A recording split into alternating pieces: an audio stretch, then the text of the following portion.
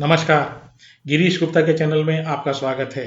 आज बात करते हैं एक ऐसी कंपनी के बारे में जिसने अपना सफ़र अर्श से फर्श तक तय किया है और अब ये फर्श से उठने की तैयारी में है।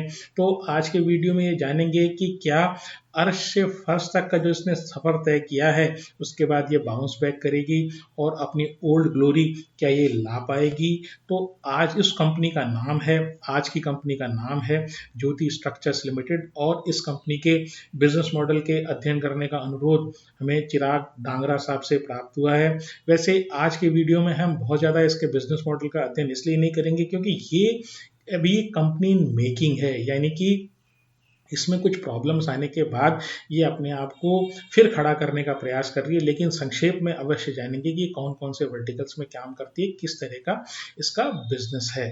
तो देखिए, सबसे पहले शुरुआत करते हैं कंपनी के इतिहास से और इस वीडियो में कंपनी का जो इतिहास है ना वो सबसे इम्पॉर्टेंट है। तो देखिए, कंपनी की स्थापना 1974 में एक प्राइवेट लिमिटेड कंपनी के रूप में हुई और उस समय इन्होंने इलेक्ट्रिकल ट्रांसमिशन और डिस्ट्रीब्यूशन से रिलेटेड जो है ईपीसी प्रोजेक्ट लेने शुरू किए। उसके लिए अब ये ईपीसी प्रोजेक्ट्स क्या होता है ये आगे वीडियो में बताएंगे। 1979 में इन्होंने अपने एक्चुअल ऑपरेशन शुरू किया। 1974 में कंपनी बनी लेकिन 1979 में इन्होंने अपने ऑपरेशन शुरू किए। 1989 में इनका आईपीओ आया और उस समय ये बीएसई में, बॉम्बे स्टॉक एक्सचेंज में लिस्ट हुए। 1995 में इनकी लिस्टिंग एनएसई में भी हुई।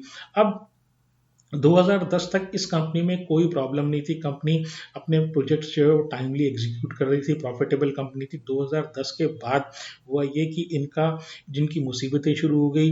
2011 में जो इनका कर्जा जो 480 करोड़ मात्र था वो 2017 में 3400 करोड़ 3400 करोड़ हो गया।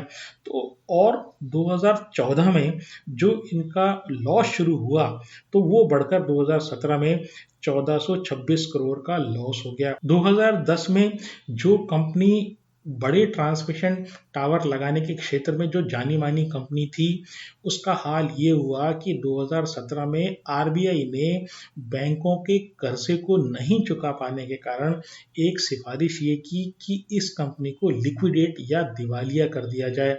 उसके बाद 2017 में स्टेट बैंक ऑफ इंडिया ने एनसीएलटी मुंबई में एक एप्लीकेशन लगाई और उन्होंने ये कहा ये जो कंपनी है यानी ज्योति स्ट्रक्चर्स लिमिटेड जो है ये हमारा कर्जा चुकाने में ये असमर्थ हुई है, इसलिए इसके जो एसेट्स हैं उसको बेचकर हमें हमारा पैसा जो है ना वो वापस दिलाया जाए। अब ये जब सारी प्रक्रिया हुई तो एक इन्वेस्टर जो है जिनका नाम शरद सांघी था वो 2018 में सामने आए। तो ये जो कोड जो है यानी कि वो कानून जिसके तहत इंसॉल्वेंसी या दिवालिया घोषित करने का जो एक प्रक्रिया शुरू होती है, आजकल जो नया कोड जिसको आईबीसी बोलते हैं तो वो है, उसमें पहले कोशिश ये की जाती है कि भाई इसको दिवालिया घोषित करें। उससे ये तो राष्ट्र का नुकसान है। एक बनी बनाई कंपनी को, अच्छी खासी कंपनी को जिसमें स्किल है, पैसे की फाइनेंशियल डिस्ट्रेस के कारण, पैसे के कारण ये कंपनी नहीं चल पा रही है। तो क्या कुछ ऐसा हो सकता है, क्या कोई आदमी सामने आ सकता है जो इस कंपनी में पूंजी लगाए और ये कहे कि भाई मैं बैंकों का कर्जा जो है ना वो चुका दूंगा। हालांकि जो बैंकों का कर्जा चुकाने का सिस्टम होता है वो बहुत ही कम होता है। कम होने का मतलब ये कि जितना कर्जा होता है उसका बहुत ही कोई 10-15% ही वो जो इन्वेस्टर होता है या वो जो व्यक्ति होता है जो वो ये कहता है कि भाई मैं इस कंपनी को ठीक करने के लिए तैयार हूँ, इसको मुसीबत से उबारने को तैयार हूँ। तो वो जब अपना प्रपोजल पेश करता है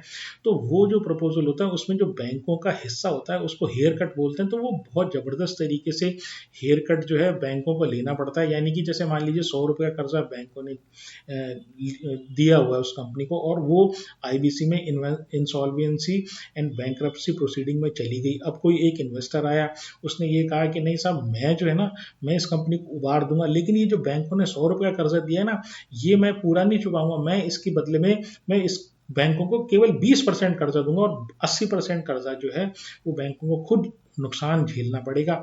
तो ऐसे कंडीशन में भी कई बार ऐसी स्थिति होती है कि चाहे ना चाहे उस कंपनी को, बैंकों को नुकसान झेलते हुए भी उस कंपनी के रिवाइवल के लिए बैंकों को मंजूरी देनी पड़ती है। तो ऐसा ही हुआ 2018 में।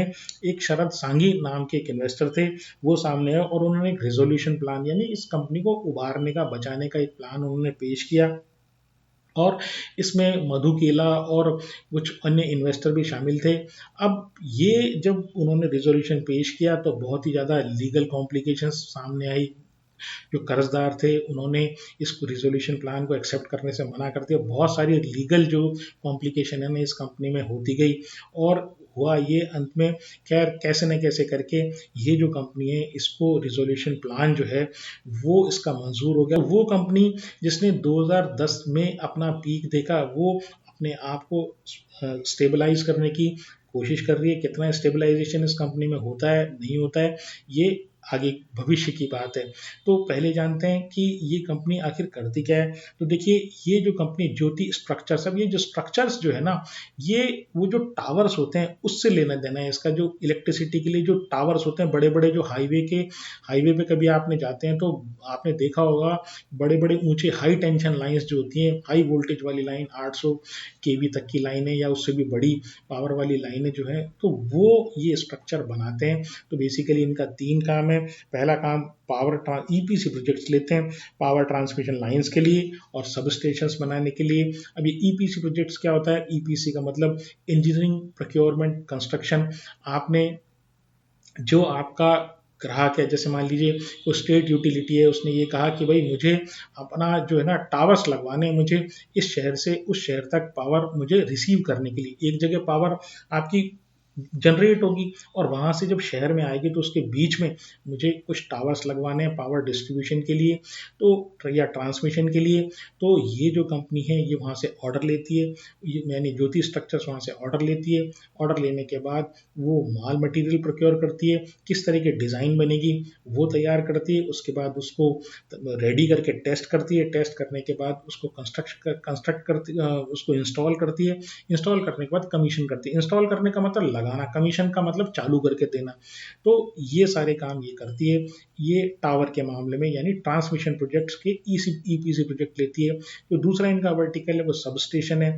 अब जब आप पावर जहाँ से जनरेट हो रही है वहाँ से जब आप शहर तक लाएंगे, शहर के एंड तक लाएंगे तो उसके बीच में कुछ सब स्टेशन भी बनाए जाते हैं जहाँ पर वो पावर जो होती है उसकी या तो वोल्टेज अप किया जाता है या डाउन किया जाता है और कई तरह की इसमें उन सब स्टेशन के थ्रू मॉनिटरिंग करती है। तो ये सारे उस सब स्टेशन को बना के रेडी करके उसमें जितने भी इक्विपमेंट्स होते हैं वो इंस्टॉल करके वो देते हैं। तीसरी जो इनका वर्टिकल है वो रूरल इलेक्ट्रिफिकेशन से रिलेटेड है। गांव-गांव में वहाँ पर जो बिजली है ना वहाँ तक पहुँचाने के लिए जो भी इंफ्रास्ट्रक्चर की आवश्यकता होती है, तारों की, पोल की और ये सब की, तो ये बेसिकली ठेके लेके ये काम कंप्लीट करते हैं। संक्षेप में कहें तो ये बेसिकली पावर ग्रिड बिल्डर्स हैं। पावर का ग्रिड तैयार करने वाली एक कंपनी है, इंजीनियरिंग कंपनी है।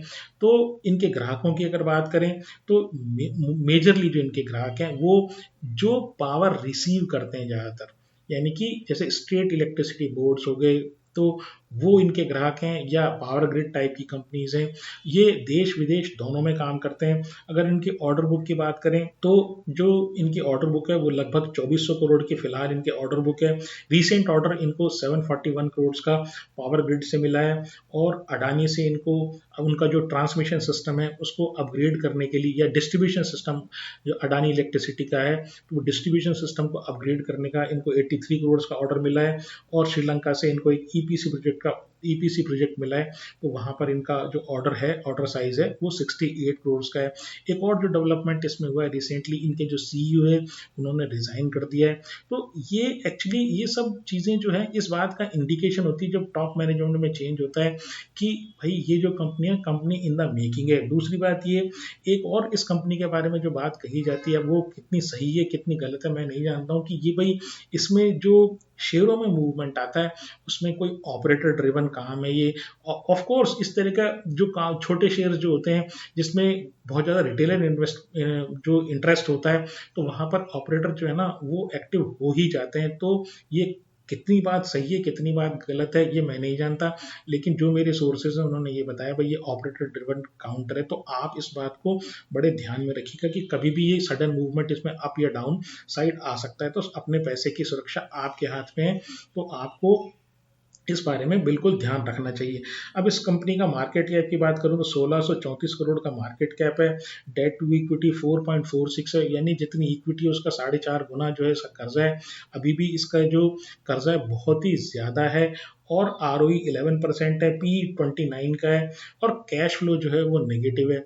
अब देखिए ये सारी चीज़ें अगर आप देखेंगे तो आपको ये बात पता लगेगी कि भाई आपके सामने अगर इस तरह की कंपनी कोई आती है जो 10-12 रुपए का जो शेयर है, और आपको ये लगता है कि ये कंपनी जो है ना यहाँ से 120 रुपये हो जाएगी क्योंकि इसका पुराना भाव 500 रुपये था।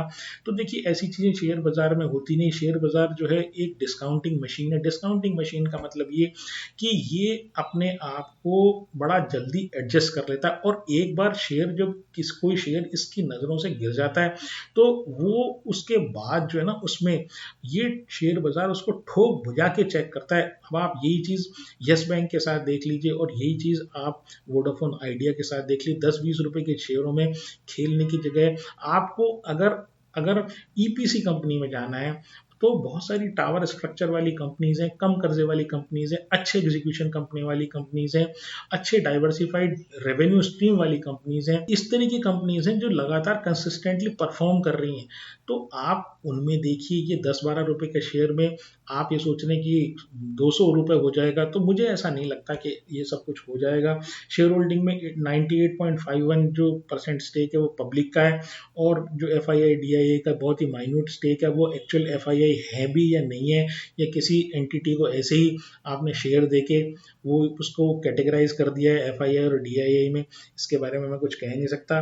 तो खैर समराइज अगर वीडियो को करूँ तो बात ये है, अच्छे शेयर लीजिए। बहुत सारे आज के जिस तरह का मार्केट का सेंटिमेंट अब चल रहा है वहाँ पर मिड कैप स्मॉल कैप में आपको बहुत सारी अपॉर्चुनिटी मिलेंगी, लार्ज कैप में तो बहुत ही ज़्यादा अपॉर्चुनिटीज़ आपको मिलेंगी। आप कंपनी को अध्ययन कीजिए, अच्छी कंपनी लीजिए, सॉलिड कंपनी लीजिए। रिटेल इन्वेस्टर को सबसे पहली रिक्वायरमेंट ये है कि वो अपना पैसा जो है सुरक्षित करे, अपनी जो गाड़ी कमाई जो उसने अर्न की है अपनी मेहनत के पसीने की खून पसीने की कमाई है उसको पहले सुरक्षित रखे, और उसके बाद जो है वो रिटर्न की सोचे। इस तरह के जो रिटर्न होते हैं मल्टी बैगर रिटर्न इस तरह की कंपनीज में नहीं आते, वो कंपनीज अलग तरह की होती हैं। खैर हमेशा की तरह मैं आपको फिर बता दूं, अगर आप इस शेयर में इंटरेस्टेड हैं तो अपने फाइनेंशियल एडवाइजर से पूछें। मैंने आपको एक फ्रेमवर्क दिया, और मेरी इस शेयर में या किसी अन्य शेयर में खरीदने या बेचने की कोई राय नहीं होती। अगर आपको मेरा प्रयास पसंद आया हो तो चैनल को सब्सक्राइब करें, वीडियो को लाइक करें और शेयर करें। नमस्कार, धन्यवाद, जय हिंद।